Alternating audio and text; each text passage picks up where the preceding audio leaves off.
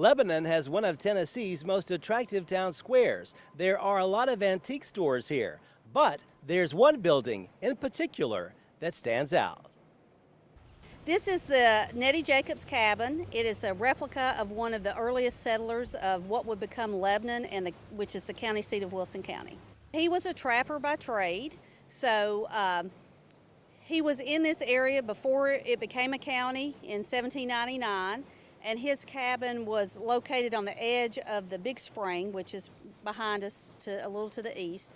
And so he was already here when they founded the county. He was known for his use of herbs and medicinal. In 1835, in the cholera epidemic, he played a big part in healing people with the herbs. And he was also a fiddler.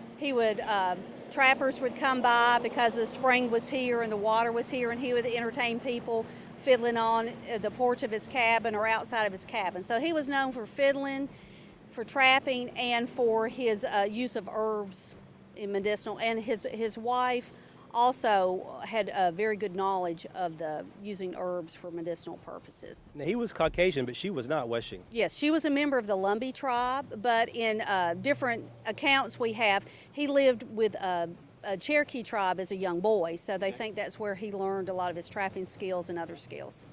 So the cabin standing behind you right now, that is not the original cabin, correct? No, it is not the original cabin. It is made from logs of other older cabins from the county, and they put them together. This was a project for the bicentennial celebration of the state, so this was completed in the late 1990s, and they have tried to create the essence of what a cabin would have been during that time frame. And the city officials put it here to signify the importance of the spring where Nettie Jacobs had his cabin. That was the whole reason, they picked Lebanon's location.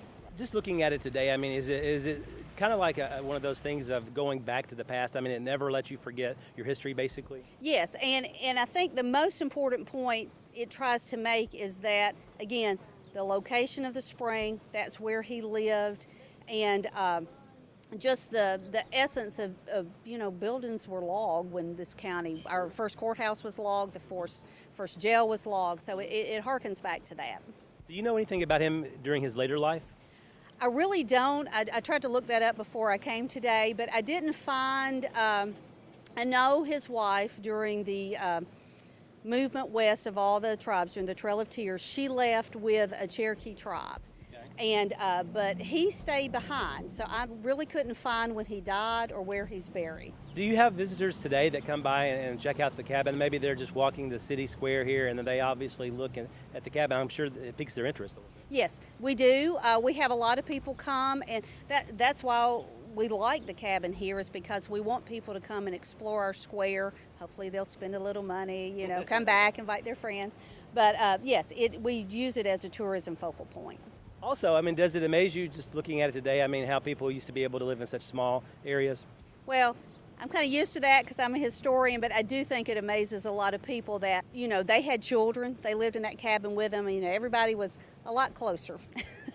Had a less sense of privacy than we do today. Just going forward, as far as the future is concerned, what would you say the future is for the cabin? Well, we want to use it, and we being Historic Lebanon, we want to use the cabin as a focal point to tell the story of not only of Lebanon's founding, but the Big Spring, which is just around the corner from the cabin here, kind of tie all that together to show the importance of the spring and how there were cabins around it before we became a county. Wilson County was established more than 200 years ago. And while visitors enjoy modern amenities at the places they check out on the Lebanon Square, the Nettie Jacobs Cabin is a good reminder of a much slower-paced, simpler life. Reporting in Wilson County, Barry Hyatt, NCTV.